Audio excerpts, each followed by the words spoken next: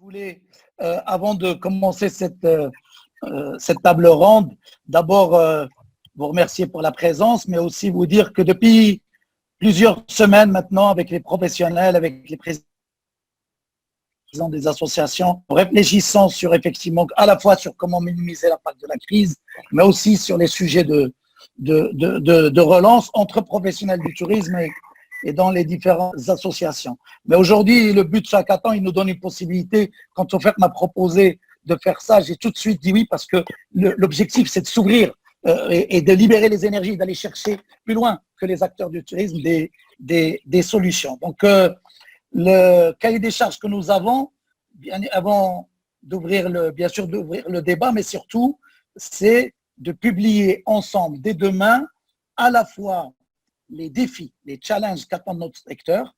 Ces défis, ces challenges, ces problématiques doivent inspirer à la fois les professionnels de la région, les professionnels du tourisme dans tout le royaume,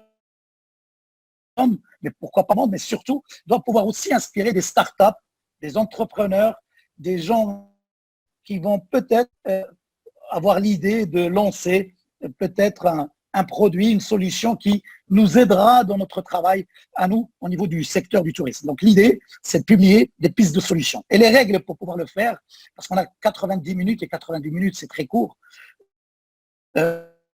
Premièrement, ce que je voudrais éviter, et vous avez déjà, certains ont déjà commencé à utiliser le chat. Utilisez bien les messages, s'il vous plaît. La question numéro 1 à laquelle on va répondre, c'est quelles sont les problématiques. On va trouver en particulier sur le tourisme interne. Pourquoi le tourisme interne? Au fait, on est en contact régulier avec tous les acteurs, tous les présidents des associations au Maroc, mais aussi avec tous les acteurs à l'international. Peu de gens savent, ont de la visibilité sur ce qui va se passer, sur la date à laquelle les avions vont pouvoir voler. Même les scénarios qui semblaient avant pessimistes, on parlait d'un retour, pour certains parlaient en juin, aujourd'hui ça semble très très peu probable. Septembre-octobre, ça devient même un scénario optimiste. Par contre, la bonne nouvelle, c'est que tout le monde s'accorde à dire que le marché domestique, le tourisme interne, va être le premier à reprendre. Donc la reprise se fera par étapes. D'abord le tourisme interne, ça s'est passé comme ça en Chine. Toutes les prévisions et tous les scénarios maintiennent ce sujet sur lequel tout le monde est sûr. C'est bien celui-là. Par contre, sur la partie tourisme international, on sait que ça sera d'abord par la diaspora, d'après les études aujourd'hui et les différents acteurs et partenaires avec qui nous avons échangé. Et puis ensuite, progressivement, marché par marché. Donc aujourd'hui, le but de cette table ronde, c'est vraiment d'être focus sur le tourisme interne. Par contre, si vous avez des suggestions au-delà du tourisme interne que vous souhaitez les partager avec nous, je vous enverrai mon numéro de téléphone où je demanderai à cette offerte nos coordonnées. N'hésitez pas à les partager avec les présidents de vos associations respectives, directement sur les chats ou me contacter personnellement après si vous avez envie de discuter d'autres sujets que le tourisme interne. Mais s'il vous plaît, en termes de discipline, prenez le temps d'écrire. Comme ça, d'abord, on va garder toutes vos idées et on va pouvoir les utiliser demain dans la restitution. Donc, commencez dès maintenant, s'il vous plaît, à partager sur le chat votre vision ou votre ressenti par rapport aux problématiques que va rencontrer notre secteur, les défis du tourisme interne, les challenges. Et ensuite, on passera peut-être, je propose qu'on passe peut-être une demi-heure à échanger sur les défis. Puis juste après, on consacrera le reste du temps à échanger sur les pistes de solutions. Voilà un petit peu comment je voudrais qu'on organise. Je ne sais pas si c'est clair ou si quelqu'un veut rajouter quelque chose. Oui. Hamid, j'aimerais juste rajouter un point, comment on utilise la démarche de design thinking qui s'intéresse beaucoup au client final, au consommateur final. Autrement dit, même les problématiques, on va s'intéresser du point de vue du touriste local, du touriste marocain. Quelles sont ces problématiques? Comment l'offre, en fait, aujourd'hui, est-ce qu'il correspond ou pas? En fait, aussi important d'avoir ce regard et par la suite identifier les challenges et y répondre. Voilà. Merci. Merci pour cette intervention. En fait, c'est très juste. J'aimerais que dans les premiers messages ou les premiers ressentis ou problématiques que vous identifiez, j'aimerais que les professionnels, dans cet exercice, on est avec des gens qui ne sont pas tous des acteurs du tourisme, et je suis ravi justement de cette possibilité qu'on a d'échanger avec d'autres secteurs. Et l'idée, c'est que je voudrais qu'on se mette tous dans la peau du client, dans les premiers 20 minutes. Vous, demain, personnellement, si vous deviez voyager, qu'est-ce qui va vous rassurer? Si vous deviez, effectivement, demain, le confinement est terminé, quelle chose qui risque de vous freiner? Quels sont les défis? Donc, j'aimerais que dans cette première partie, faire un premier tour de table et peut-être donner la parole à des personnes s'exprimer sur leur vision par rapport à la problématique auquel nous allons être confrontés au niveau du tourisme local. Donc, je ne sais pas si quelqu'un veut prendre la parole. Je vois plein de visages intéressants. Donc, n'hésitez pas. Vous allumez votre micro, vous vous présentez et vous pouvez tout de suite prendre la parole, ceux qui le souhaitent. Donc, bonjour, je m'appelle Tofek Aboudia et j'aimerais voyager et j'aimerais voyager très rapidement. J'aimerais être soit dans le désert, soit dans une plage sauvage, et je suis prêt à y passer 1 mois ou 2 mois, mais sous réserve d'avoir de la connexion. Voilà, j'ai exprimé mon vœu le plus pieux en tant que futur touriste national. Bonjour tout le monde. Merci beaucoup. Merci, c'est offert. Connexion. Et n'hésite pas à noter cette attente et ce besoin pour qu'on puisse le garder. Merci. Bonjour tout le monde. Oui. Allô? Oui, bonjour tout le monde. Bonjour. Je me présente, je suis Mehdi Jnieh, Yield Regional Manager pour la ville de Casablanca. Je travaille chez Hotel Beds. Je ne sais pas, est-ce que vous connaissez Hotel Beds? C'est un tour, c'est un... Non, pas du tout. Les gens du tourisme ne connaissent pas. Exactement. Donc, juste pour rebondir sur des éléments qui sont très importants, c'est actuellement, nous travaillons beaucoup sur tout ce qui est développement, tout ce qui est marketing pour les hôtels, pour qu'on puisse garder, enfin, pas garder la cadence, mais accélérer pour générer du business pour l'année 2021. Parce que pour nous, là, 2020, presque est fini. Donc, après on ne parle pas de la même chose. On parle de toi en tant que consommateur, en tant que client. Oui, bien sûr. Bien sûr, bien sûr. La première étape, c'est deuxième remarque, des interventions de 2 minutes maximum et idéalement après les avoir écrits dans le chat, s'il vous plaît. Bien sûr. OK. Parce qu'on en aura besoin et c'est mieux quand on les écrit, quand on garde. Merci beaucoup. Alors, en tant que client demain, qu'est-ce qui te rassure? OK. Alors, en tant que client, je vais dire que je vais essayer de ne pas annuler les réservations pour les mois prochains, garder mes réservations et profiter du tourisme, enfin, voyager dans mon pays.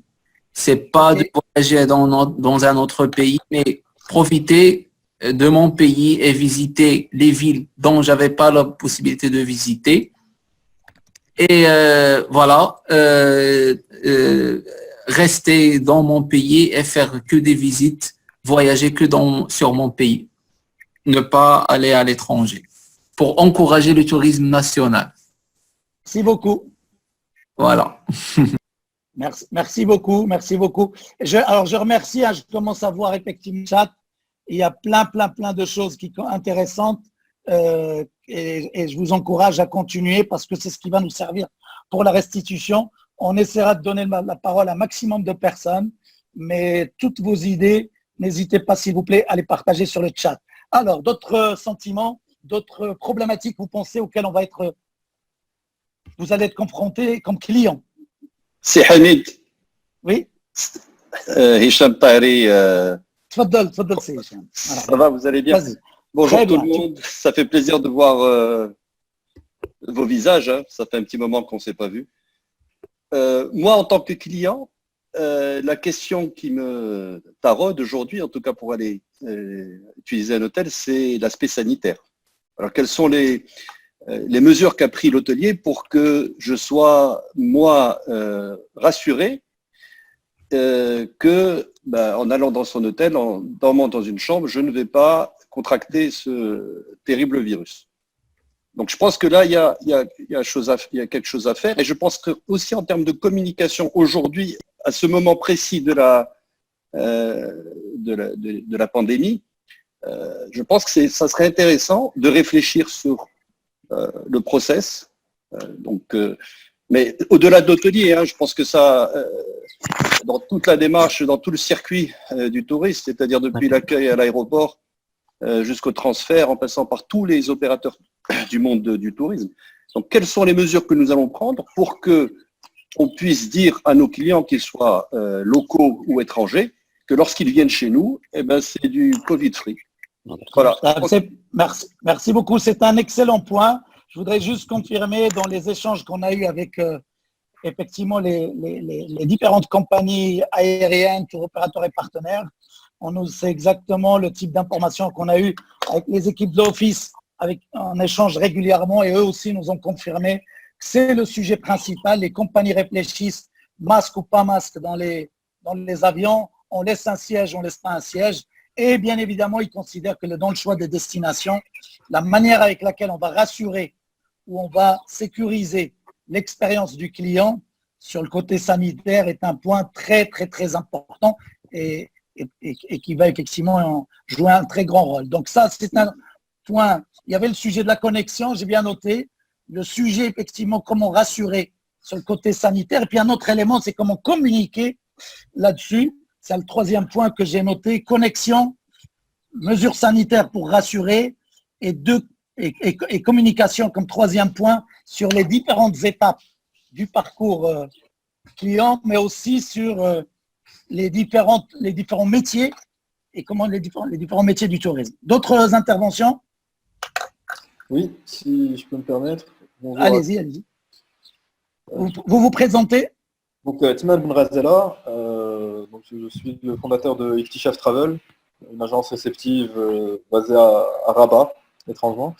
Et donc, moi, je pense justement au comportement du consommateur qui va changer dans l'après-crise. Et donc, il est certain que la question sanitaire dans les hôtels, dans les avions, va être primordiale. Mais je pense que le comportement global du consommateur va changer dans le sens où, consciemment ou inconsciemment, il va commencer à éviter les foules, à mon avis. Il va y avoir quand même une espèce d'anxiété qui sera liée aux lieux bondés de monde, etc. Et du coup, ça va induire des choix pour un tourisme qui va s'éloigner de plus en plus du tourisme de masse, des destinations qui iront peut-être plus vers le rural que d'habitude. Je pense que le consommateur, le touriste, en fait, qu'il soit national ou étranger, sera plus rassuré d'être à la campagne que d'être en pleine médina de Marrakech. Je pense que ça va peut-être déplacer légèrement les commandes, en fait, tout simplement, depuis un tourisme plus classique vers un tourisme plus expérimental, plus sur mesure, plus authentique, où on se retrouve dans des groupes de 4, 5, 6 personnes plutôt que dans des grands groupes de 30 personnes où là, la transmission du virus pourrait être bien plus accélérée. Que ce soit conscient ou inconscient. Je pense que du coup, les gens vont aller vers ce type de tourisme. Merci, Sertman. Là aussi, au fait, selon les informations que nous avons sur ce qui s'est passé en Chine, vous le savez, effectivement, le tourisme qui a repris, c'est le tourisme local. Aujourd'hui, 90% des hôtels sont ouverts 3 mois après le confinement. Les hôtels économiques ont démarré en premier, puisqu'ils tournent autour de 60% d'occupation, sur les hôtels très économiques. Et puis, deuxièmement, sur les activités touristiques, tout ce qui est musée, tout ce qui est endroit confiné, tout ce qui est galerie d'art, ces endroits-là, c'est du 30 à 40% de retour d'activité avec les nationaux, comparé même chiffre. Par contre, tout ce qui est vallée, grand air, grand espace, nature, c'est à 90% de retour d'activité. Et donc, ça confirme juste ce que vous venez de dire, Sertman, et c'est un très bon point, les envies ou les comportements des consommateurs qui iraient plus vers les grands espaces, la nature, les plages, la montagne, le désert, et moins vers tout ce qui est confiné et il y a beaucoup de monde dans un même espace. D'autres idées, s'il vous plaît? Allez-y. Oui, c'est Hamid. Oui.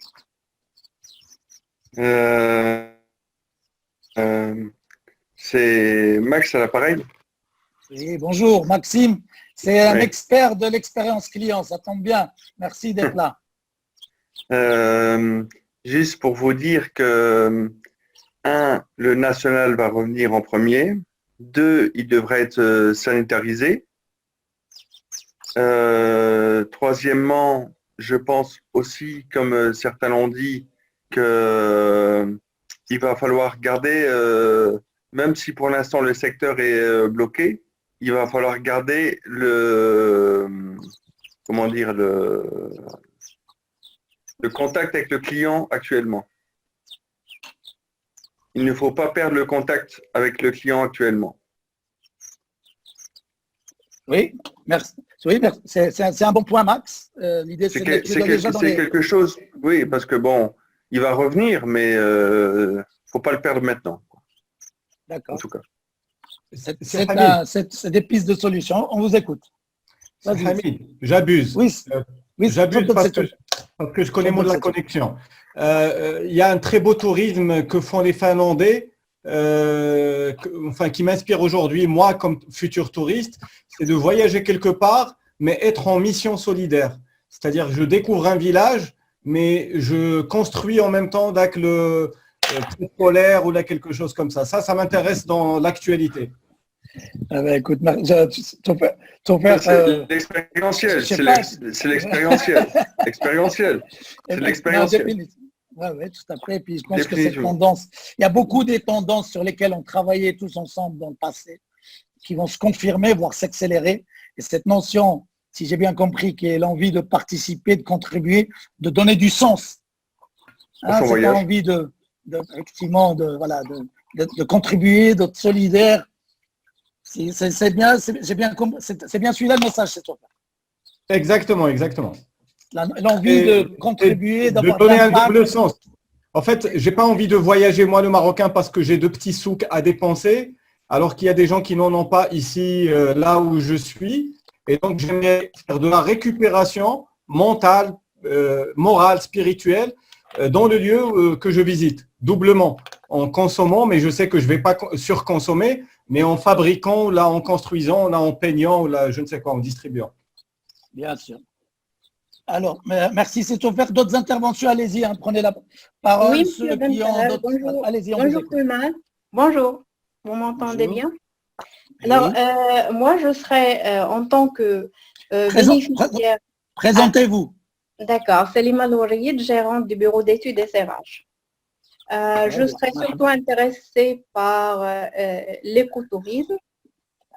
Et est-ce qu'il y a des zones où c'est déjà développé ou non au Maroc? J'ai un petit souci, c'est en ce qui concerne les tarifs. Et j'aimerais bien, si vous voulez, nous donner une petite explication sur le fait que nous, en tant que Marocains, le coût de nos séjours ici au Maroc, ils sont plus chers que les étrangers, leur vol aller-retour inclus. Et un deuxième point, c'est que pourquoi je parle tarif, parce que un voyage en Europe me coûte moins cher qu'un voyage en interne. J'aimerais bien avoir une explication. Je ne suis pas du secteur et j'arrive vraiment pas à comprendre ce point-là. Et merci infiniment. Merci beaucoup. Si on a du temps à la fin, peut-être qu'on va essayer de répondre. C'est une question qui nécessite du temps. Et je voudrais qu'on termine, si vous me le permettez, d'abord cet exercice qui est une petite enquête rapide sur les sentiments. En nous, en tant que consommateurs marocains au Maroc, c'est un petit sondage. Quelque part, je pense que c'est quelque chose où on devrait payer cher pour avoir cette idée sur l'avis des consommateurs. Et là, on va juste terminer ce petit tour de table. Par contre, j'ai bien noté, il y a une perception sur le tarif et peut-être même une réalité à traiter sur les tarifs, un sujet tarif. J'ai pris le point sur l'écotourisme et la tourisme solidaire. D'autres interventions? Oui, c'est Hamid. Je voudrais bien intervenir. Oui. Moi qui voyage principalement pour le travail, et donc on sera toujours amené à voyager pour le travail pour voir nos clients et nos fournisseurs. Mes attentes par rapport à mon séjour, c'est que ça soit sécurisé et que je sache, à travers une communication efficiente, quel est l'endroit que je vais choisir en fonction des démarches sanitaires et sécuritaires qui sont prises en charge. À savoir, comme vous faites dans votre groupe pour l'économie de l'eau, moi je veux savoir qu'est-ce que vous faites et la possibilité d'avoir du dining à 24 heures dans ma chambre pour ne pas avoir de contamination croisée, on va dire. Merci beaucoup. Ça, là aussi, ça rejoint un peu ce qui se passe aujourd'hui en Chine. Juste pour comme ça, pour inspirer, peut-être que ça donnera des idées, ces problématiques à des gens pour proposer aux professionnels des solutions pour mieux marketer les efforts qui sont faits en termes de, et pas seulement les marketer, pour les augmenter en termes d'hygiène, de sécurité, pour multiplier les efforts là-dessus, pour réduire les risques. Tout ça, c'est des problématiques intéressantes à adresser pour les startups et pour les entrepreneurs qui sont avec nous aujourd'hui et les autres, parce que c'est pour ça qu'on va publier ces défis et ces problématiques pour inspirer des entrepreneurs, des experts, des formateurs, des coachs pour accompagner les professionnels du tourisme, pour adresser tous ces défis, tous ces challenges. Défis à la fois de sanitaire, sécurité, communication dans l'expérience client. D'autres interventions? Oui. À la vôtre. Hein. Oui. Par rapport à mes expériences en voyage, surtout à l'extérieur. Présentez-vous, s'il vous plaît. Mohamed Présentez-vous, s'il vous plaît. Mohamed Kharabti, gérant d'une start-up, spécialisée dans la valorisation des produits, des terroirs et des savoir-faire locaux. Donc, suite à nos activités. On t'entend mal, Mohamed. Ne change pas ta position par rapport au micro. C'est Mohamed, si tu peux recommencer la présentation, parce qu'on ne t'a pas entendu. D'accord. C'est bon maintenant? Allez-y. Donc, Mohamed Kharabti, fondateur d'une start-up For-Innov, donc spécialisée dans la valorisation des produits, des terroirs et des savoir-faire locaux. Donc, suite à mon activité, donc je voyage beaucoup, donc soit au Maroc, soit à l'étranger. Donc, ma remarque en tant que client, en fait, par rapport au tourisme, donc, la plupart des pays où je voyageais, كنحس براسي انا هذاك لو بيي كله تيجي عندي لوطيل يعني بلي تراديسيون ديالو بلي سافوار فير ديالو il essaie de faire plein de choses pour que moi je consomme les services qu'il propose يعني j'ai une idée ديال لو بيي اللي انا فيه كبارتي من لوطيل مالوغوزمون هنا في المغرب في كلشي ماشي الناس كاملين كيديروا هذه المساله هذه سينو سي لو فون il attend d'une contrepartie من هذه الخدمه هذه اللي كيديروا. Donc, du coup, le client n'ose pas refaire, si on peut dire, de l'expérience. Donc, très bien. Voilà. Allez-y. Merci beaucoup. Le point, il est pris. C'est peut-être partager les spécificités régionales, les spécificités, l'identité locale, les produits de terroir. Ça, c'est en lien, je pense, avec votre spécialité. Je vous remercie. Je suis persuadé que même les Marocains, alors l'idée, c'est de ne pas leur montrer du produit touristique, mais plutôt du produit authentique et les spécificités de chaque région et pour qu'ils puissent contribuer. D'autres interventions? Oui, j'aimerais, Mehdi Belkhiat, j'aimerais partager une expérience que j'avais eue au Riou Tigida Dunas à Agadir. Donc j'avais amené ma famille, mon fils, ma femme, et à la réception, il y avait un défibrillateur. Et à côté de moi, il y avait des vieux Européens. Je me suis dit, tiens, ça doit les rassurer, le défibrillateur, au cas où il y a un problème. Et ça, c'était il y a 3 ans, quoi. Donc, pour rebondir sur ce qu'a dit Hicham Tahri, ça serait bien de mettre un stand anti-Covid ou Covid-free, un stand où il y a un médecin de l'hôtel, avec de l'équipement, avec des traitements, et pour leur dire, écoutez, ça fait 6 mois qu'on lutte tous contre le Covid. L'hôtel a des chambres, vous pouvez les visiter. On a un hôpital à l'hôtel, on a une petite clinique qui est toute équipée avec des ventilateurs, des respirateurs, de la chloroquine, etc., etc. On est interconnecté dans le réseau médical marocain. Donc, on peut échanger en urgence les diagnostics et les traitements. Donc, vous pouvez jouer avec vos enfants. Les enfants peuvent jouer entre eux dans le parc. Vous pouvez nager dans la piscine, aller faire vos balades, etc. Et quand vous revenez, si vous avez une angoisse, eh ben, vous pouvez parler au médecin, faire des tests anti-Covid, etc., etc. Bref, ce que je veux dire, c'est une cellule médicale interne à l'hôtel, propre à l'hôtel et qualifiée, certifiée s'il faut par un label, mais qui vient contrecarrer l'angoisse du virus. J'adore. Super. Merci. Merci, vraiment, c'est excellent parce qu'effectivement, il y a plein de choses qu'on faisait dans le passé, dans les hôtels et qu'on les cachait. Il y a des médecins dans certains hôtels, il y a du personnel médical, il y a des équipements. Et dans le passé, on les cachait. Et probablement que dans les changements de comportement, il faudra peut-être le fait de les rendre visibles. Comme à une époque, les détecteurs de métaux à l'entrée des hôtels, on était tous contre. Aujourd'hui, on s'est habitué à les voir et ils sont plutôt là rassurants. Voilà. Et donc, Hamza Baroudi a parlé tout à l'heure des passages là, des trucs antivirus, comment ça s'appelle? Les couloirs. Les couloirs. Voilà. Les couloirs. Alors, ça déjà à la place des couloirs à métaux, hein, et donc un couloir sanitaire, plus le stand en question, le médecin à qui on peut parler, donc qui peut parler plusieurs langues ou qui a un traducteur à côté. Bref, quelqu'un qui personnifie le health center, le care center. Merci, c'est une excellente suggestion. D'autres idées? Alors, est-ce que je peux parler? Oui. Je pense qu'on a tous envie de parler, allez-y. Non, ladies first. Je ne sais pas qui c'est, mais ladies first. Bah, on est deux ladies. Allez-y, Mathilde. Merci beaucoup. Non, moi, je voulais juste intervenir pour dire que ça me paraissait être en contradiction, ce type de mesure, avec ce qu'on disait au début sur du tourisme rural, très rural. Moi, j'habite dans une maison en terre en plein milieu d'un village où effectivement, je pense que là, on a du tourisme qui pourrait se développer pour venir construire des maisons en terre, comme disait Toufik tout à l'heure, ou ce genre de choses auxquelles moi je pense depuis déjà pas mal de temps. Mais on n'est pas du tout dans la même approche que celle qui consiste à passer dans des couloirs sécuritaires là. Hein.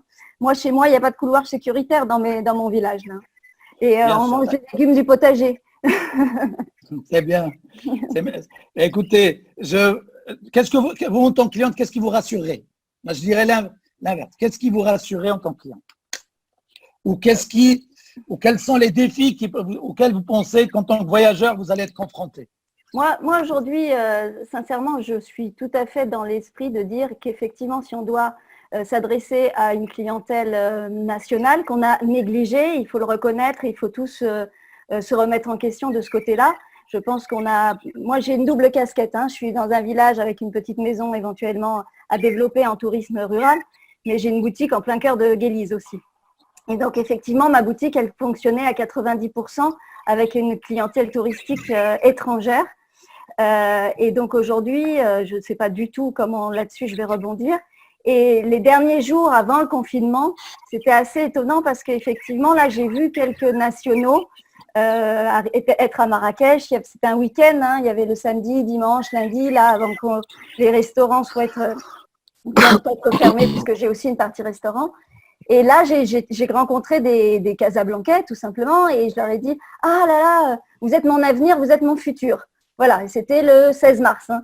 Et je suis convaincue qu'effectivement, à Marrakech, il faut qu'on arrive à faire venir ces gens-là. Mais sincèrement, je ne sais pas du tout comment les faire venir. Aujourd'hui, voilà. Ça va, les échanges qui arrivent vont peut-être vous inspirer. On va continuer le tour d'abord sur les problématiques et ensuite, on va parler ensuite sur les solutions, juste dans la deuxième séquence, si vous voulez bien. Donc, voilà, sur les problématiques. Pour répondre à votre question, moi, ce qui me rassure, effectivement, c'est qu'on soit dans des choses palpables du terroir, des choses simples, les réseaux bio, les réseaux, tous ces réseaux-là qui sont sur la nature. Le Maroc a un potentiel énorme sur le naturel, le sain, la bonne bouffe, toutes ces choses-là. Et ces choses-là, aujourd'hui, il faut qu'on les fasse grossir et grossir et grossir. Merci. D'autres interventions? Oui, moi je veux bien intervenir. Bonjour à tous. J'espère que vous allez bien. Alors moi je suis Noa Hachami, je suis principalement dans le digital et le tourisme à la fois. Alors, c'était juste pour rebondir par rapport à ce qu'avait dit Mehdi Belkhiat. Peut-être que cette approche justement de santé, de sécurité, etc., ça rassure les gens. Et donc peut-être qu'on pourrait avoir aujourd'hui des applications mobiles où on pourrait avoir par exemple tous les clients qui rentrent à l'hôtel et on a leur état de santé au quotidien. Et donc les clients pourraient venir prendre leur température tous les matins avec le médecin et ces informations pourraient aussi être mises à jour en temps réel. Et donc, les personnes pourraient utiliser leur téléphone pour voir un petit peu s'il y a des gens contaminés ou des personnes malades. Peut-être que ça pourrait rassurer les gens. Voilà. Alors, je ne sais pas, ça peut paraître une idée un peu voilà, mais moi, en tout cas, je suis... Ouais.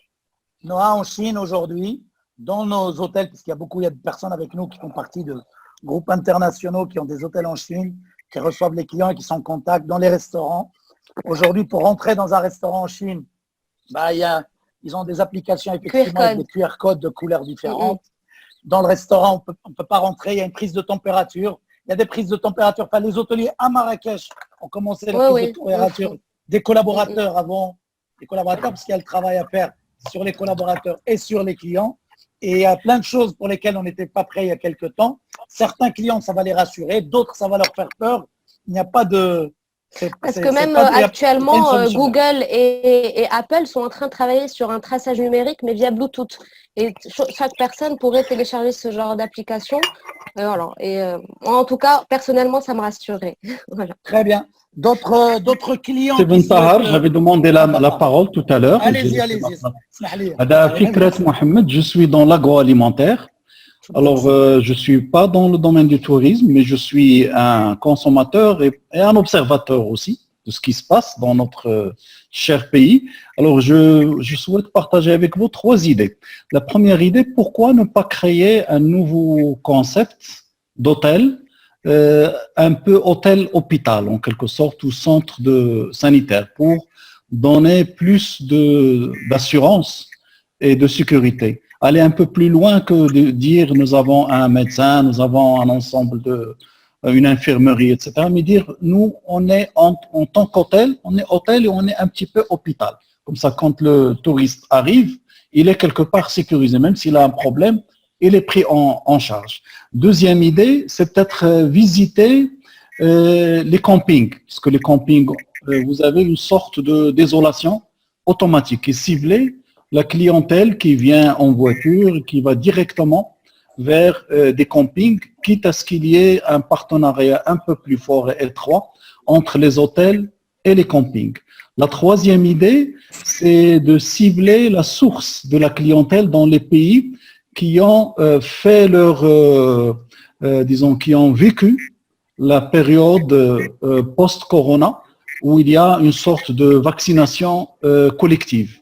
Il y a certains pays, surtout les pays asiatiques, où la pandémie a démarré, qui semblent rentrer dans une phase où une bonne partie de la population a déjà passé le pic de la réaction par rapport au virus. Voilà, je vous remercie. Merci beaucoup, ce sont de très bonnes idées. Faites-moi plaisir, prenez le temps de les marquer juste pour garder pour les équipes de BF qui ont besoin effectivement de tous ces éléments-là pour inspirer des startups, pour inspirer des investisseurs, des entrepreneurs, pour apporter de nouvelles solutions. Je vous écoute, allez-y. C'est Hamid? Oui, marhaba. Voilà, donc je suis Zakaria Anwar, je suis un agent de voyage à Rabat. Oui. Donc, dans un premier temps, je souhaiterais donc à ce qu'on capitalise un petit peu les efforts sur les expériences passées. Parce qu'il y a eu des actions qui ont été faites suite à des crises comme le Covid, etc. Donc là, c'est du côté professionnel.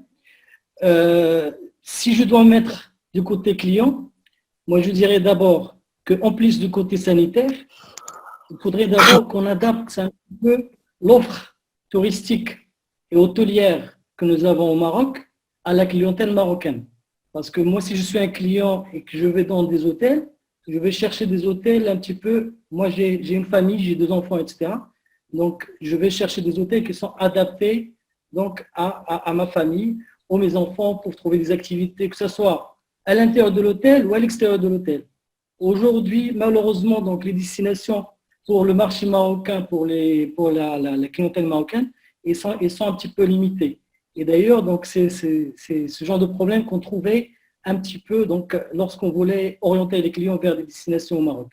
Donc, à mon sens, il faudrait peut-être donc voir un petit peu que cherchent les gens qui partent en Espagne, c'est-à-dire pour passer leurs vacances avec leur famille, voilà, et adapter un petit peu ce que cherchent donc ces gens-là, l'adapter à l'offre marocaine, c'est-à-dire en termes des hôtels, en termes d'activités, en termes d'infrastructures autour des hôtels, des parcs de jeux, des restaurants un petit peu adaptés aux Marocains, pas des restaurants touristiques, etc., etc.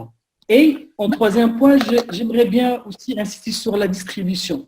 Parce qu'aujourd'hui, donc je sais, et vous savez tous que en tant que Marocain, si je veux réserver un hôtel au Maroc, je vais m'adresser à Booking. C'est-à-dire, c'est une minorité de personnes qui s'adressent à l'agent de voyage ou à l'hôtel directement. Donc, ils vont directement sur Booking pour réserver leurs hôtels.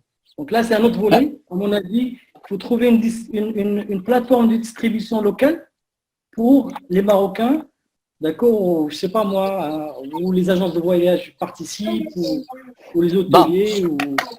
Voilà. Merci beaucoup. En fait, et le dernier point, j'ai un dernier point. J'ai un dernier point, c'est par rapport à la flexibilité. Si aujourd'hui, moi, je suis marocain et je dois réserver l'été, par exemple juillet, août, etc., je dois avoir une flexibilité de paiement.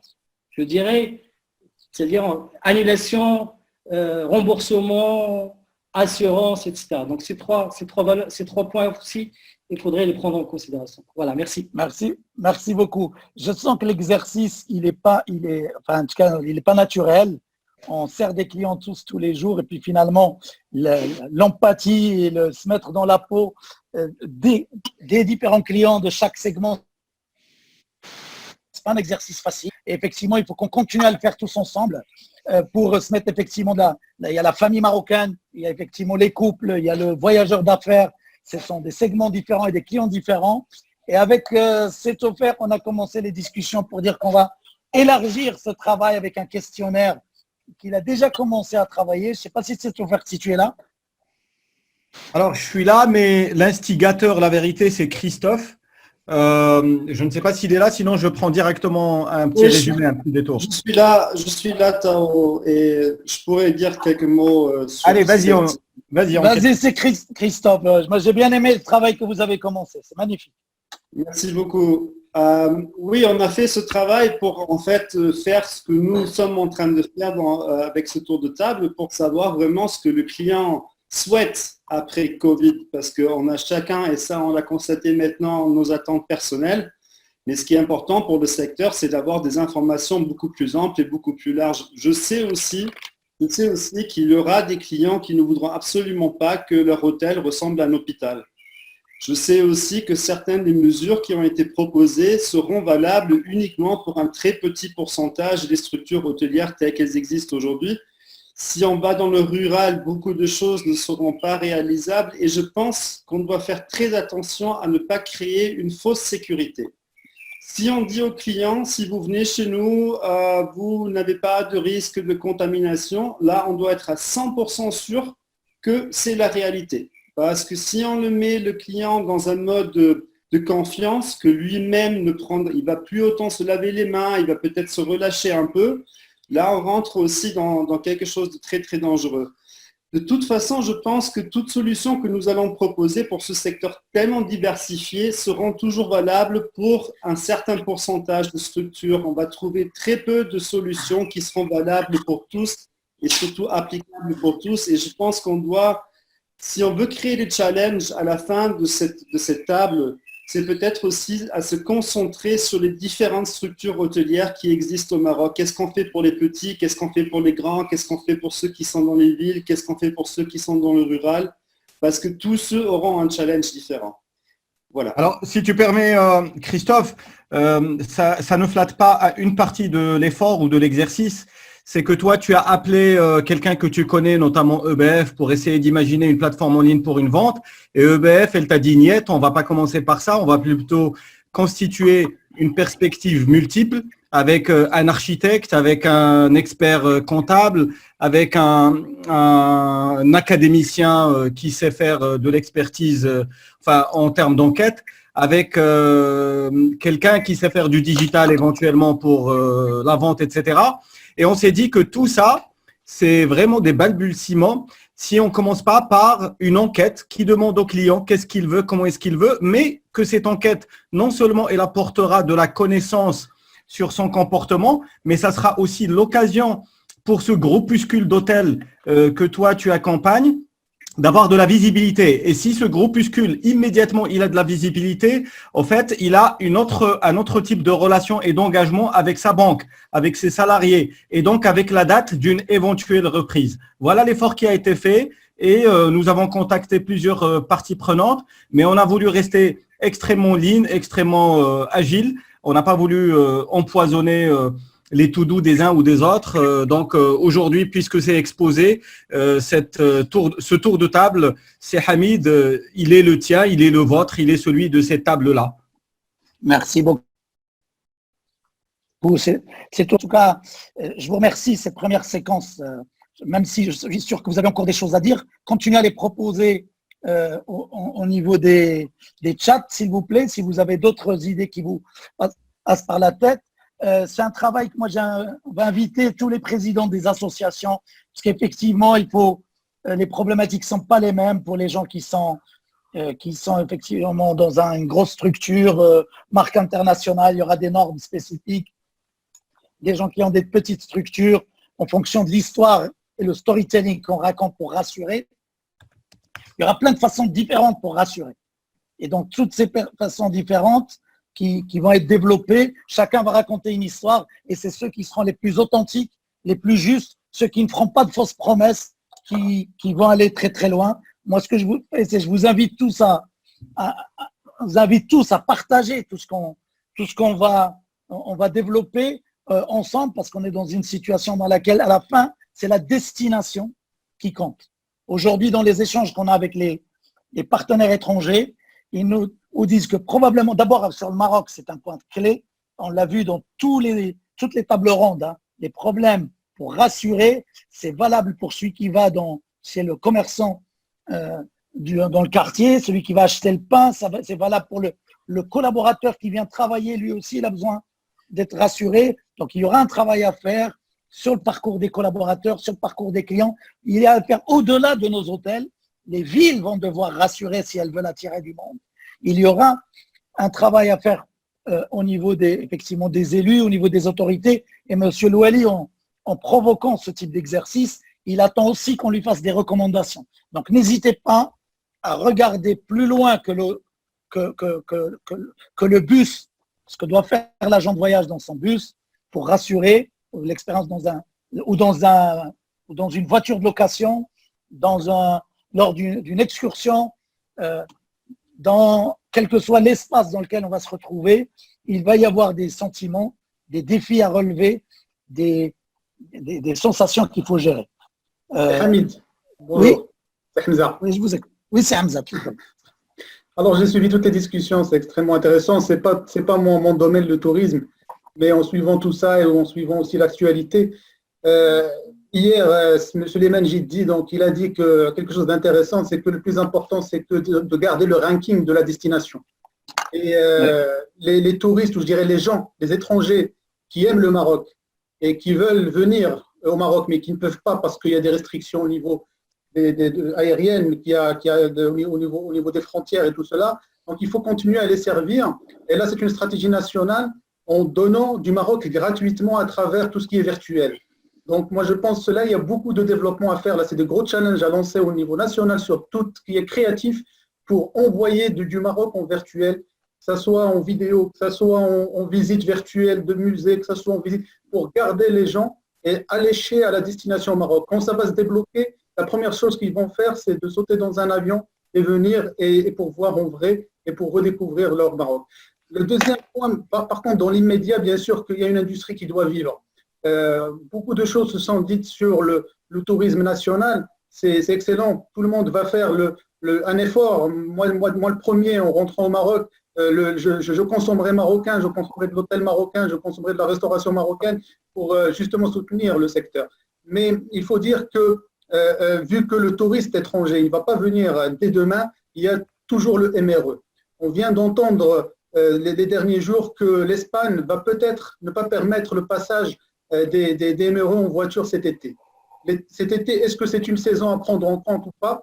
Donc, si elle est à prendre en compte, c'est maintenant qu'il faut commencer à la préparer pour les MRE.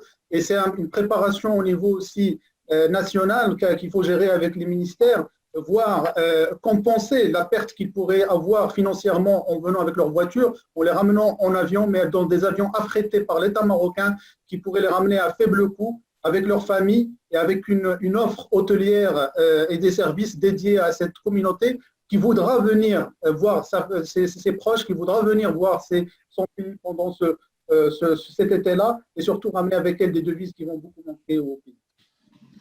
Merci beaucoup, c'est Hamza, très pertinent comme d'habitude. J'ai juste quelques questions, il y a des choses qui circulent là, il y a des questions sur la part du tourisme national. J'ai vu une réponse, alors pour information, au niveau national, il est probable, j'ai vu une réponse, les Marocains sont classés deuxième après les Français. À Marrakech, ils sont premiers pour les Marrakechis. Alors je ne suis pas sûr de l'information sur le niveau national, peut-être c'est Fouzi qui est avec nous. Il a ou bien nos amis de l'office, j'ai vu quelques visages sympathiques. Peut-être nous donner quelques chiffres sur ce que représente au niveau national. Au niveau régional, ce que je peux vous dire, c'est que c'est nos premiers clients. Ce n'est pas un petit marché. Agadir, premier aussi. Marrakech, c'est le premier. Alors, quelqu'un peut confirmer sur le marché au niveau national? Bonjour. Bonjour Hamid. Bonjour, tfaddal. Oui, bonjour Hatim. Donc, je suis d'office du tourisme, je suis citoyen à Rabat surtout. Un petit mot juste par rapport à ce qui vient d'être dit. Le tourisme national est le premier client national. Pas toutes régions confondues, mais presque. Presque ex aequo avec la France. Nous sommes à peu près à 33% par rapport au tourisme national versus 32%, je crois, 31% et demi par rapport à la France. Alors, je voudrais moi aussi donner un point de vue du point de vue consommateur. J'espère pouvoir voyager cet été au Maroc. Je suis papa d'enfants en bas âge, donc généralement je vais dans un hôtel où là j'ai besoin d'une piscine, en tout cas, où j'ai besoin de quelque chose pour occuper les enfants. J'espère pouvoir le faire encore cette année, mais j'essaie toujours j'aimerais bien faire le côté utile. J'aimerais bien avoir des activités intéressantes, j'aimerais bien participer à de la coopérative, à de l'hébergement ou de la restauration chez l'habitant, à faire connaître le fond et le profond de notre culture à mes enfants. Et là, j'ai besoin d'inspiration. Alors, je connais beaucoup de choses au Maroc, mais beaucoup des gens de ma famille ne savent pas tout ce qu'on peut faire au Maroc. Tout le monde pense automatiquement à aller à Agadir, à Tanger, à Saïdia, à Marrakech pendant l'année, parce que c'est là où il y a le plus de choses qui se font. Mais il y a énormément de choses qui se font au Maroc, mais on n'a pas de plateforme encore qui regroupe, qui sont inspirationnelles, qui nous permettent de nous inspirer par rapport à où aller. Et éventuellement aussi, les idées où est-ce que je pourrais aller, une offre commerciale qui les accompagnerait. Je peux le faire moi-même avec ma voiture, je peux aller à tel endroit, mais peut-être des clients chercheraient à se faire emmener là-bas, à se faire visiter des choses, à se faire organiser des visites de coopératives et autres. Donc je pense que ce serait intéressant d'avoir, vu que nous sommes dans un hackathon et que nous avons plein de développeurs et d'acteurs digitales avec nous, il y a une belle opportunité de nous proposer des choses, des plateformes d'inspiration d'abord, pour avoir beaucoup d'opportunités, où est-ce que je peux aller, comment je peux faire Dakhla en voiture, est-ce que tout le chemin est safe, est-ce que c'est intéressant, est-ce que je peux passer la nuit, qu'est-ce que sinon les choses à faire d'ici là, et si jamais je veux l'acheter quelque part, où est-ce que je peux le faire? Si je peux rebondir à ces Hatim, tout à l'heure j'ai manqué de préciser un petit vecteur dans l'action que nous avions menée, d'ailleurs que nous avons appelé action Silex. On prend deux pierres silex et on essaye de créer une étincelle. L'étincelle, elle peut être entre deux villes voisines ou une ville et un village voisin, etc., etc. Ça serait plus facile, plus gérable à tous les aspects. notamment, ça serait confinement friendly. يعني حتى إلا كمل هذا الconfinement, rien ne m'empêche demain de prendre ma voiture et de partir غير هنا à 20 km de Marrakech, je pense. L'idée de Silex, j'aimerais aller un peu plus loin pour répondre à ta question, là, ta curiosité, est-ce que peut faire le digital, mais pas que le digital. C'est des idées qui sont portées par le digital, mais qui viennent au fait de notre de choses que nous touchons tous les jours. Je disais l'autre fois à Si Hamid ou Lassi Fouzi, ou là les deux, il y a un غدا pour promouvoir ta ville, tu peux juste porter ta djellaba, etc., ta tradition et tout, faut de ta maison et laisser de la place libre autour de la table et d'envoyer de la photo Instagram avec un dash qui s'appelle venez à Rabat ou là venez à Marrakech ou là venez à tel et tel et tel. Et là, vous avez une place autour de cette table et vous allez découvrir Rabat autrement avec ses traditions, avec enfin un peu de storytelling. Ça, c'est un brouillon d'idées. Il y en a plein de choses qui peuvent être pratiquées dès demain avec la volonté de tous. Merci, c'est super. J'aimerais qu'on creuse. Peut-être on a la chance d'avoir des acteurs, on va dire, des nouvelles technologies, du digital avec nous, mais aussi des gens du tourisme. Sur cette idée de plateforme, il y a un débat en ce moment sur la pertinence ou non d'une plateforme dédiée pour le marché national. Bien sûr, il y a le clan du pour et le clan du contre. J'aimerais que les personnes qui ont un avis ou qui ont vraiment réfléchi à ce sujet et qui souhaitent le partager prennent la parole, s'il vous plaît. Bonjour. Oui, bonjour. Bonjour, c'est Bouchra Taïbi à l'appareil. Je suis en fait consultant et je fais du conseil en stratégie principalement pour le tourisme. Je voudrais, merci Sebita. Alors, je voudrais juste partager mon petit avis sur la question. En fait, avant de passer au digital, à mon avis, il faudrait quand même un peu marketer notre offre. Et pour marketer l'offre pour la cible nationale, il faudrait que chacun que chaque structure pense un petit peu à son positionnement, pense à son positionnement central, bien entendu, mais aussi son positionnement par rapport à la cible nationale. Qu'est-ce que moi, petit gîte au fin fond du désert, je peux apporter à cette cible nationale? Et par contre, moi, hôtel à Tarazout, qu'est-ce que je peux offrir? Et donc, cette question de marketer un peu l'offre est très importante pour pouvoir bien communiquer cette offre à la cible marocaine et pour l'accrocher en quelque sorte de façon convenable. Je veux dire, si même le culturel aujourd'hui, le culturel qu'on offre à des touristes étrangers,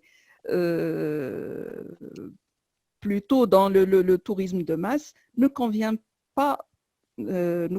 pas à une cible nationale. Et pourtant, ce côté culturel nous intéresse tous. Donc, comment je façonne mes produits par rapport à mon positionnement et par rapport à ma cible, et à partir de là, je pourrais bien communiquer mes offres et bien accrocher des clients nationaux.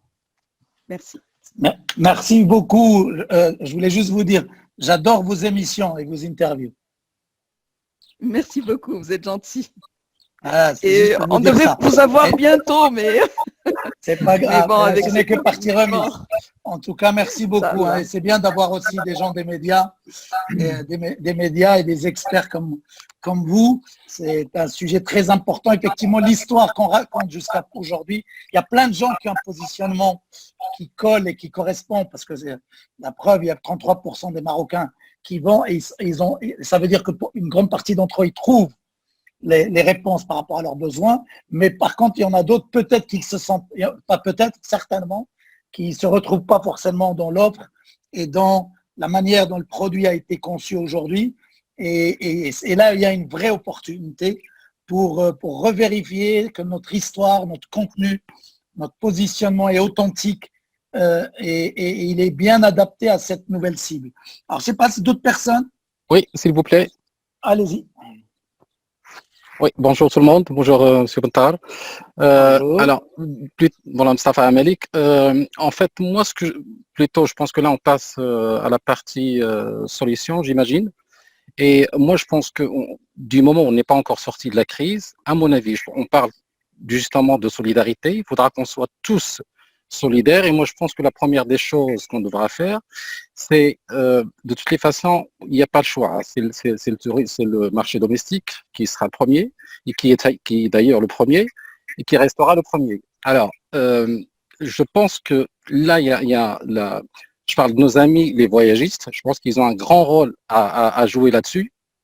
Et moi, ce que je pense, c'est que peut-être il faudra demander aux voyageurs, aux voyagistes plutôt, de travailler justement l'offre nationale. Moi, ce que je propose, c'est que dans le cadre de la solidarité, comme je disais, c'est qu'on puisse, au-delà des contrats de collaboration, mettre plutôt un accord, rien que pour cette période, je dirais, après le Covid. Et je propose qu'on fasse, par exemple, toujours dans le cadre de solidarité, mettre 5% par exemple de commission pour nos amis les voyagistes, qu'on va plutôt privilégier par rapport aux plateformes. Voilà, comme ça, on consomme marocain à 100%. Mais de leur côté, il y a un grand travail à faire. Moi, je me souviens, il y a il y a 10 ans de cela à peu près, il y a une grosse et une opération très intéressante qui a été faite par l'Office national marocain de tourisme qui s'appelait les experts du Maroc. Et je me souviens, il y avait pratiquement 200 agents de voyage et journalistes du monde entier qui ont fait le tour du Maroc pour justement connaître le produit marocain. Et c'est à eux de commercialiser ce produit. Moi, je pense que le travail de nos amis voyagistes, c'est ça, c'est travailler l'offre, travailler leur content marketing, et puis justement essayer de communiquer via, on parle du digital, il est grand temps que nos amis voyagistes soient vraiment digitalisés à 100%. Voilà ce que je voulais proposer comme première solution. Merci beaucoup. Donc, d'autres interventions, allez-y. Hein. J'aimerais bien entendre ceux qui n'ont pas pris la parole encore. Allez-y, tfaddal. Donc, Saad Tantawi. Tfaddal. Ahlan, si Saad. Marhaba, comment ça se passe à Safi? Alhamdulillah, c'est très bien. On a 0 cas. Et pourvu que ça dure. Saad, c'est le vice-président du CPT de Safi. Tfaddal. En fait, je voudrais juste rebondir sur ce qu'a dit M. Aboudia en suivant son idée. Et aussi, je vous invite à présenter aux gens aussi par rapport à la road trip. Parce que je pense qu'aujourd'hui, il faut présenter aux gens tout ce que les régions ont à offrir. Et que moi, personnellement, quand j'ai commencé à faire des recherches, même ma région, même ma ville, je ne connaissais pas des choses jusqu'à ce que j'étais surpris par savoir qu'on a des atouts un peu partout dans le Maroc, hein. C'est même pas la région d'Essafi Marrakech. Et c'est là où le tourisme local, il doit être dirigé vers ce sens-là après l'épidémie. Je pense aussi que après que ça se calme, je pense que nos familles, on est un peu dispersés un peu dans le Maroc. Tout le monde il voudra rejoindre sa famille, sa ville natale. Et pourquoi pas ne pas organiser ces rencontres dans des plages, dans le rural, dans des régions et surtout dans des patelins. Donc c'était ça mon intervention. Merci beaucoup, Saad. Alors peut-être, j'ai oui, une Patrick, personne qui ont déjà... effectivement, moi je veux bien. Vas-y Patrick, c'est un plaisir de t'entendre. Eh bien, plaisir et merci à toi et puis merci à vous, à Monsieur le Wali de cette organisation. Moi, simplement donner un avis à la fois consommateur d'un vieux Srani qui est arrivé il y a 44 ans, 45 ans maintenant au Maroc, hein, donc vécu 36 ans sur Marrakech et qui a, pour répondre à la dynamique, disons, du rural, qui a fait le choix d'aller vivre au désert. Donc, à partir de là, disons Tata, c'est à 20 km de la frontière algérienne, dans le sud Maroc, donc désert, montagne, et puis histoire, disons, à partir de là, si vous voulez, dans le cadre du tourisme interne, moi, comme j'ai déjà pu le dire, il y a dans le tourisme interne, il y a le tourisme interne et le tourisme intérieur. Je dirais qu'il y a également tous ces étrangers qui existent au Maroc et qui ont envie de voir, disons, autre chose que les grandes villes.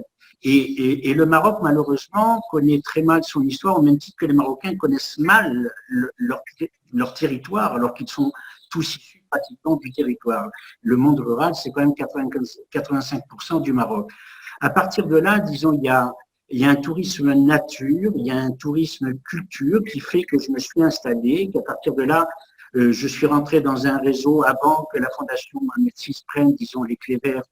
Et disons, nous sommes, disons, clés vertes. Et à partir de là, tout un tas de réseaux qui apportent tout un tas de solutions et de définitions aux questions qui ont été apportées tout à l'heure. Donc, je dirais que ces réseaux sont essaimés à travers le Maroc. Donc, moi, je suis peut-être le plus bas dans le cadre du Maroc et des provinces du Sud, hein, mais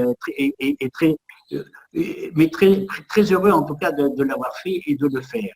Mais à partir de là, ce qui est certain, c'est que il y a une approche, disons, au niveau des Marocains qui ont peur de ce monde rural, peut-être par la proximité de la relation à la famille, et qui fait que le monde rural, ça serait peut-être un petit peu tout, je m'excuse du terme qui doit être mal adapté, mais un petit peu à l'oubli. C'est pas vrai.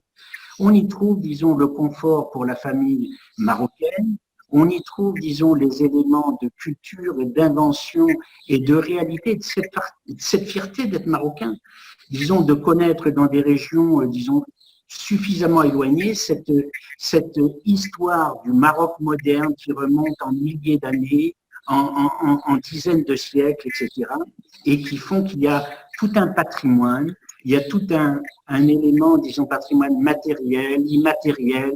On voit la phobie, et je fais allusion à monsieur Hamid Bentar, qui se lance très vite, disons, dès qu'il y a une petite musique marocaine, disons, et que ça le prend au cœur. Et je dirais que pour les Marocains, c'est comme ça. Il y a tout ça à prendre. Il y a tout ça à prendre et c'est une réalité. Et là, je dirais qu'on a des plateformes. Malheureusement, il y a un manque de considération, il y a un manque de définition. Il y a des circuits dans le sud, Skousmassa, Guéni Ouednoun, Tratafiladel. On a des dizaines de circuits, 53 circuits, tout numérisés qui sont là. Mais il y a un besoin maintenant, effectivement, et la situation l'exige, on a besoin de définir ce tourisme interne pour le Marocain, pour la famille marocaine, avec la problématique que ça présente, l'étalement des vacances, le fait, disons, d'un transport terrestre adapté, disons, un étalement des vacances sur les différentes régions pour remplir les hôtels, etc.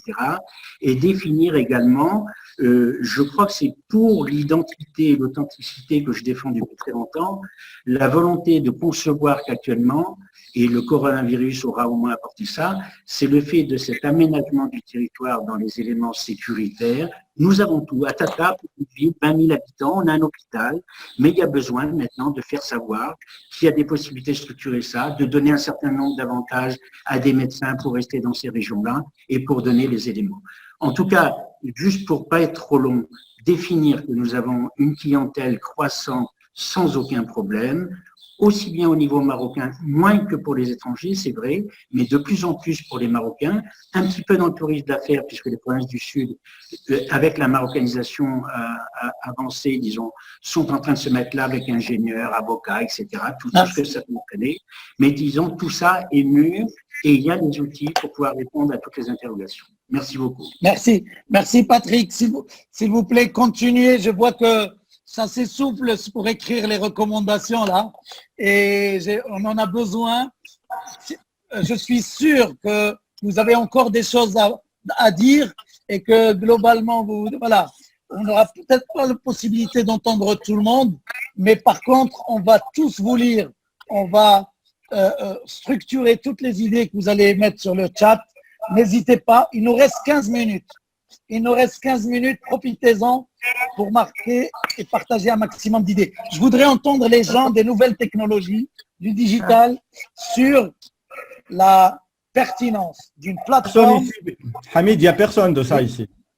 Il n'y a personne de ça? Patrick Chassani est parti? Non, je rigole.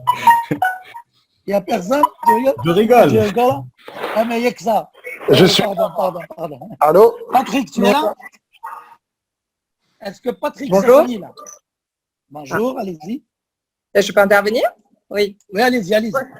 Bonjour, je suis Oumoul Majloudredi, j'ai un cabinet de conseil en hôtellerie. Je voudrais juste partager aussi mon expérience, enfin, en tant que client consommateur, ce à quoi je pourrais m'attendre. Je pense que, comme on l'a dit, la première préoccupation sera l'hygiène, d'éviter les foules, que le parcours client soit de plus en plus digitalisé, même avant d'arriver à l'hôtel et même peut-être à l'hôtel, en pouvant passer des commandes par exemple. Et l'idée, oui, on va être à la recherche de grands espaces, de se reconnecter à la nature, peut-être une consommation en circuit court et beaucoup d'activités de plein air. Et pourquoi pas des activités culturelles aussi, mais plus, plutôt que de visiter des musées, être dans la réalisation artistique, avoir des ateliers. Et tout ça dans une ambiance bon enfant, parce que je pense que dans un premier temps, les gens voudront retrouver leur famille et les amis proches. Ça a été souligné, la flexibilité dans les réservations aussi, parce que c'est maintenant qu'on essaye d'imaginer le déconfinement et de prendre des réservations pour les vacances, donc des possibilités de la flexibilité dans les annulations. Et puis l'idée du questionnaire qui a été proposé, je trouve que c'est une excellente idée, puisque là, les professionnels du secteur sont devant une page blanche. Les comportements vont forcément changer et donc il va falloir adapter l'offre pour la clientèle interne et garder quand même dans le radar l'intérêt sur la destination pour les futurs clients étrangers. Donc ne pas hésiter à faire beaucoup de promotions digitales, à mon sens. Et, voilà. Merci. Et au niveau de je voulais juste rajouter un petit point, c'est qu'au niveau de l'environnement, les hôpitaux et les cliniques doivent aussi un peu communiquer pour quand on va dans une destination, qu'on soit rassuré sur tout ce qui est sanitaire autour des hôtels aussi, les hôpitaux et les cliniques notamment. Voilà. Merci. Merci en tout cas pour cet échange. Merci beaucoup. Merci beaucoup. D'autres intervenants? Si je pourrais intervenir. Oui, dis. Alors, c'est Mohamed Reda et je suis un des co-gérants d'une start-up résidente à EDF. Et aujourd'hui, par rapport aux possibilités techniques que nous pouvons offrir à l'ensemble du secteur touristique marocain, on est capable au fait d'équiper tous les hôtels marocains de la région d'un moteur de réservation direct pour permettre aux Marocains de réserver à des prix marocains. On est capable même via le IP pricing de pouvoir offrir des prix pour les Marocains. Et on est aussi capable techniquement de fédérer l'ensemble des agences de voyage ou celles qui veulent autour d'une plateforme de telle sorte à ce qu'ils accèdent en ligne et en temps réel à l'ensemble de l'inventaire et l'offre marocaine. Donc aujourd'hui, nous, on est capable de le faire. On le fait déjà pour à peu près 200 hôtels au Maroc qui sont nos clients. Et on le fait avec des tours opérateurs étrangers, les grands noms qu'on connaît tous. Donc on est capable de le faire pour un tissu marocain si cela est d'utilité pour vous. Merci beaucoup. Merci. C'est bon, rapidement. Avant, s'il te plaît, Omar, je voudrais juste féliciter publiquement devant toute cette table ronde Aboudi Haj parce qu'il a été interpellé avec une autre casquette. Il gère une société qui fait des drones et aujourd'hui, il était en mission avec la Wilaya. Ils ont installé des drones qui font de la sensibilisation des patelins, des villages, mais aussi de la Médina. Donc, c'est la techno high-tech pour la bonne cause. Merci de tout faire. Et profite pour partager avec nous des images insolites. Je ferai ça. S'il te plaît, partage. Fais-nous rêver avec tes drones. Je ferai ça, c'est bon. Tu nous montreras Marrakech comme on ne l'a jamais vu. Bien que Daniel, il est là. Absolument. Lui, il la voit souvent du ciel. Nous, on le voit que d'en bas. Daniel, qu'est-ce que tu penses qu'est-ce que tu penses que les clients marocains vont consommer? Qu'est-ce que tu penses qu'on peut faire pour les encourager à voyager plus et à venir plus? Merci Hamid et bonjour à tout le monde. Alors effectivement, je pense que la solution, comme tout le monde tend à se l'accorder, c'est que immédiatement, ce sera le tourisme national qui pourra redémarrer. Et à mon avis, le meilleur moyen de rassurer les gens et leur priorité, ce sera d'abord le sanitaire. Et le sanitaire, ça veut dire être rassuré sur le fait que les clients dans le même établissement, hôtel, maison d'hôtes ou autres, ce soient des gens qui soient sains. Donc, ça veut dire un contrôle à l'arrivée pour que les gens soient rassurés. Ça veut dire que l'établissement communique sur l'état de santé de son staff. Et ça, ça me paraît très important. Et enfin, ça veut dire aussi que l'établissement communique sur la façon dont il reçoit les marchandises, la nourriture pour les cuisines, etc. Et c'est vrai que quand tout ça sera mis en place et que le client sera rassuré de façon sanitaire, il voyagera beaucoup plus facilement. D'abord les clients nationaux, mais aussi les clients internationaux. Nous avons beaucoup d'opérations comme d'autres sociétés MICE qui sont prévues qui étaient prévues pour ces mois-ci avant l'été. Pour l'instant, on a eu la chance d'avoir aucune de ces opérations annulées, des opérations de 100, 200, 300 personnes. Elles ont été reportées septembre, octobre, novembre. Mais bien sûr, on ne sait pas ce qui se passera. Est-ce que les compagnies aériennes reprendront leur vol d'ici là? Est-ce que les dirigeants de ces sociétés seront prêts à prendre le risque d'envoyer leurs collaborateurs et le feront un peu rassurés? Et là aussi, on doit réfléchir sur la partie MICE pour rassurer les sociétés étrangères qui avaient prévu de faire des opérations à Marrakech ou dans le reste du Maroc, de façon à ce qu'elles les confirment. Merci beaucoup. Merci. J'ai vu Ismaël Loubaris, je ne sais pas s'il est là. J'aimerais bien qu'il nous dise, lui, un expert du marketing, je suis là. sur le marché. Il y avait tellement de choses intéressantes que je me disais, j'ai pas grand-chose à dire. Mais bon. En tout cas, non, j'ai entendu. Je pense que tout le monde essaye de répondre à une question. C'est comment on fait pour répondre aujourd'hui au marché domestique et à ce qu'il peut représenter comme potentiel futur pour le tourisme au Maroc. Déjà, je pense que la statistique officielle de 33% est assez sous-estimée parce qu'elle exclut d'emblée une partie non négligeable des gens qui ne rentrent pas dans le circuit et qui consomment marocain, qui voyagent marocain, mais qui sont dans des établissements non classés ou qui sont dans l'informel. Ça, c'est un autre débat. Et puis, il y a le point aussi par rapport au fait qu'il n'y a pas un seul client marocain. Il n'y a pas un seul client domestique, comme il n'y a pas un seul touriste étranger. Donc, je pense que déjà, la première des choses qu'on doit faire, c'est d'arrêter de vouloir adresser le marché domestique ou le marché national d'une seule et même façon. Alors, la vraie question qui va se poser, je pense, pour les acteurs du tourisme pour cette saison estivale, c'est comment on va s'occuper on va dire, des touristes qui consomment étrangers, qui consomment international d'habitude.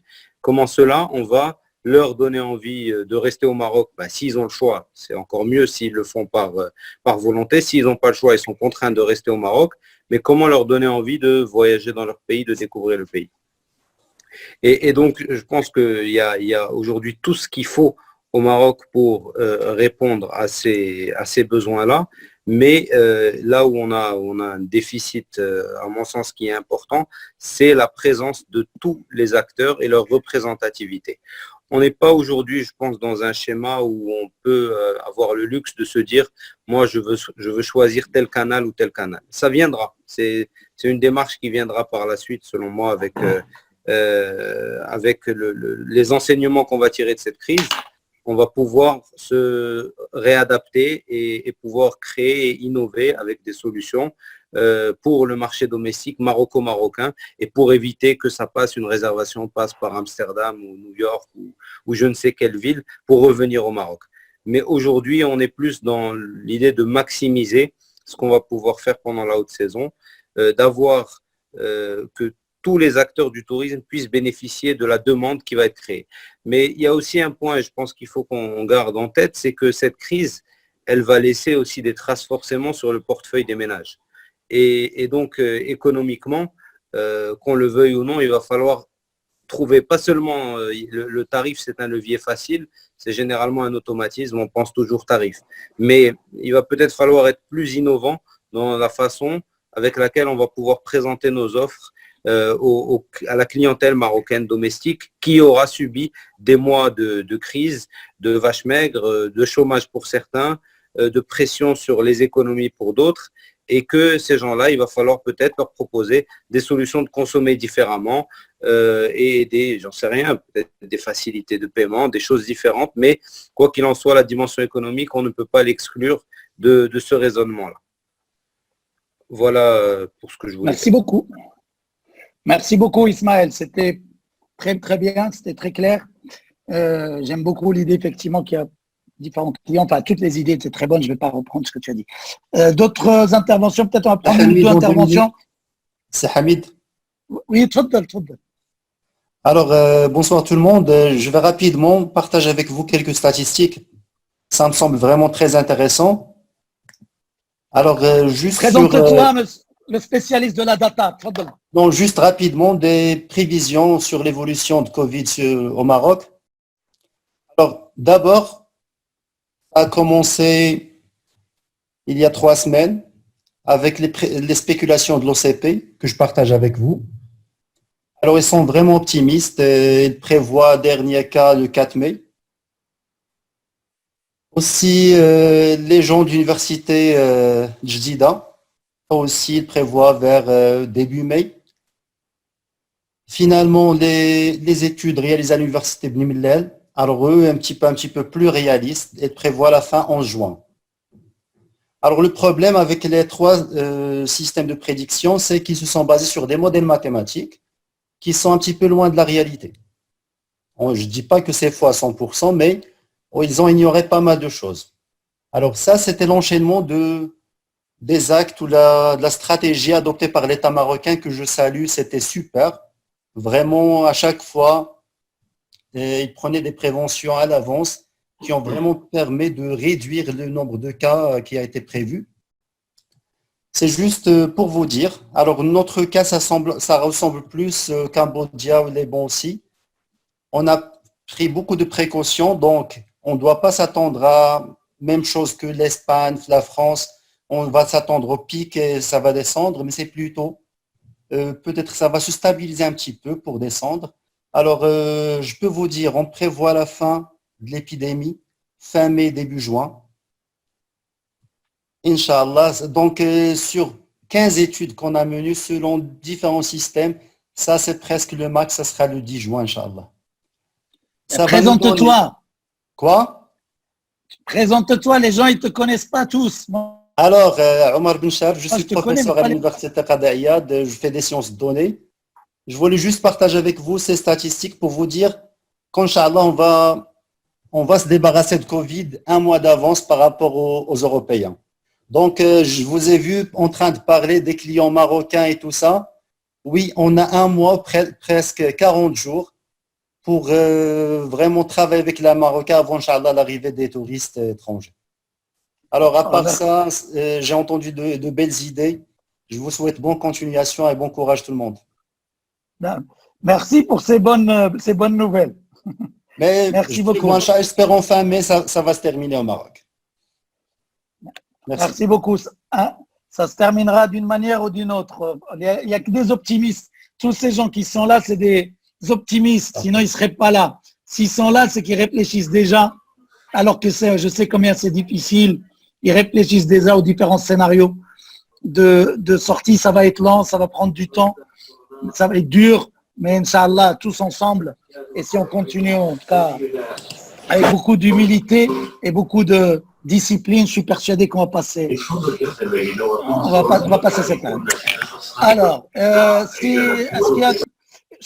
peux prendre une dernière intervention? Oui. C'est tout faire pour la un peu plus. En fait, c'est Hamid, j'ai écrit à tout le monde et j'ai écrit à Adil qu'on s'excusait auprès de lui et de sa table ronde qui devait démarrer à 19h.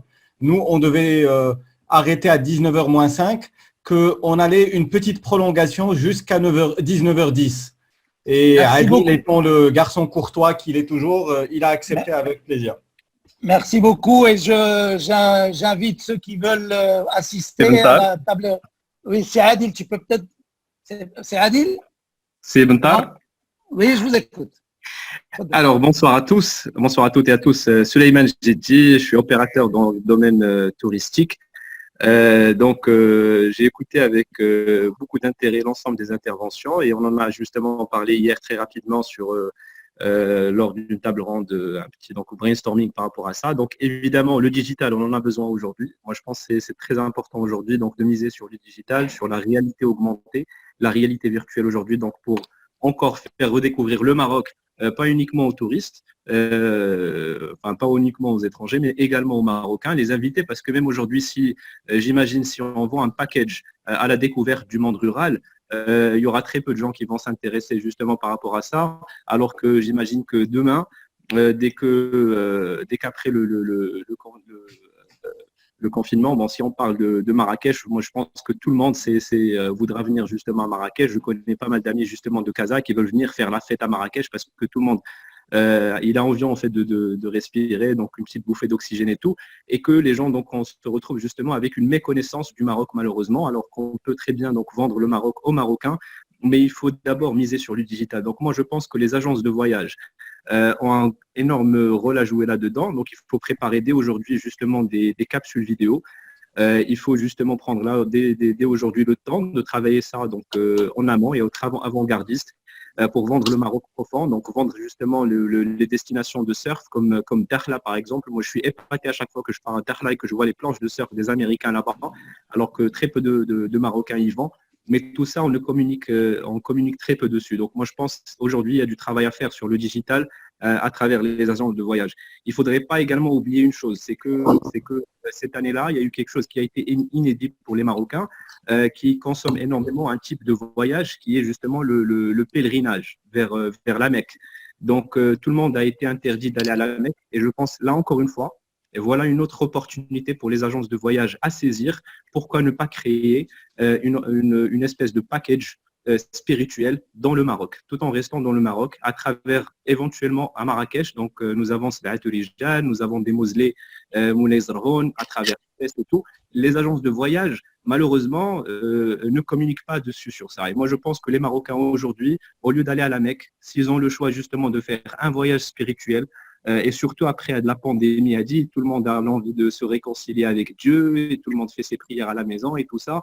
Donc il y a quelque part un petit retour aux origines et aux sources, tout le monde a envie de se réconcilier. Il y a une opportunité à saisir quelque part par les agences de voyage et je les invite justement à saisir cette opportunité-là et à penser à innover. Et donc répondre aussi à ce besoin-là. On parle également dans le domaine du tourisme malheureusement d'un malheur et d'un mal qui rôde à chaque fois dans les ruelles et dans les rues de Marrakech, qui ce sont justement les taxis.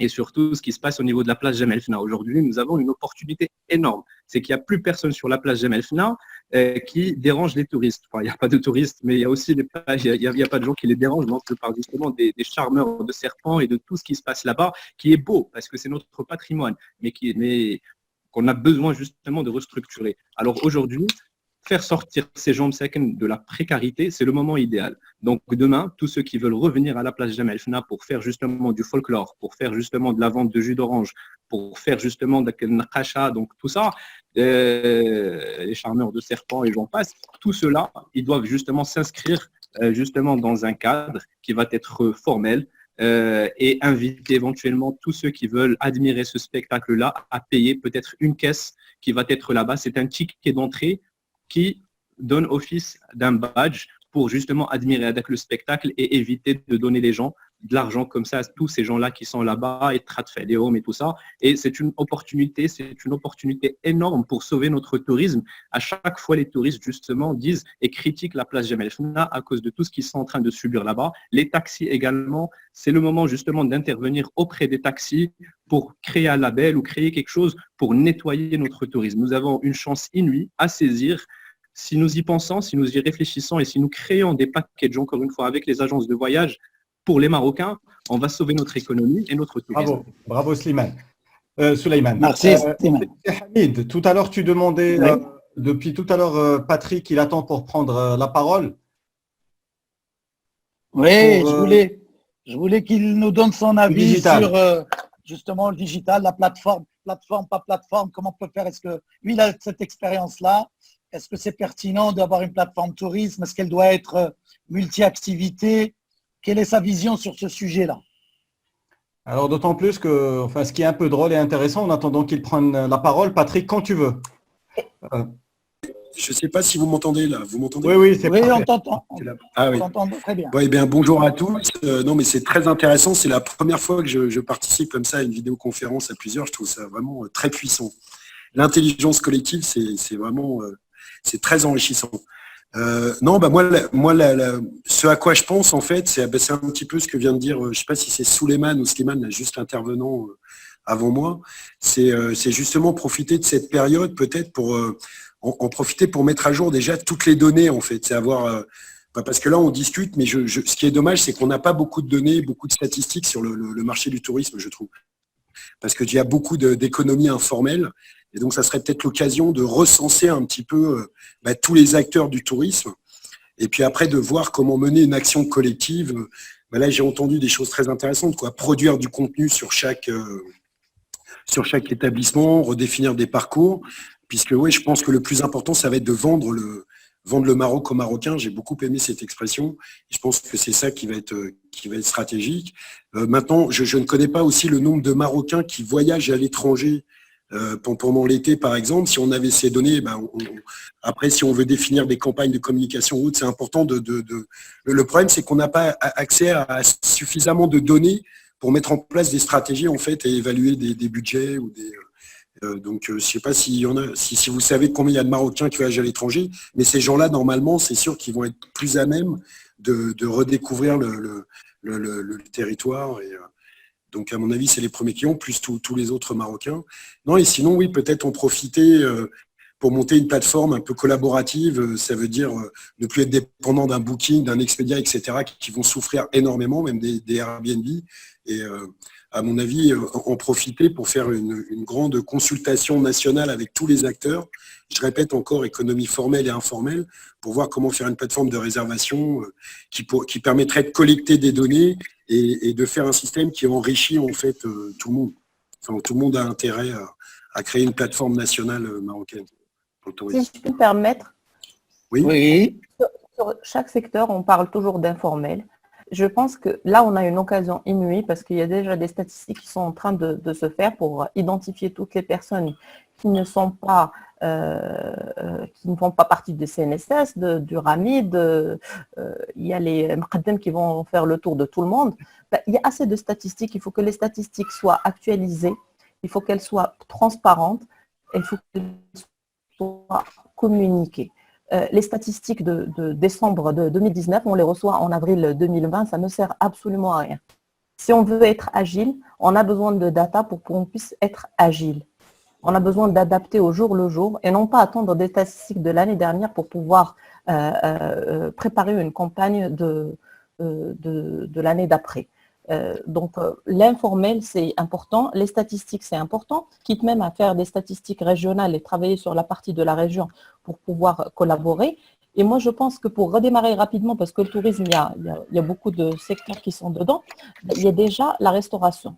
Il y a certains Marocains qui peuvent se permettre aussi de commander et de se faire livrer. Malheureusement, l'ensemble des restaurants sont en fermeture.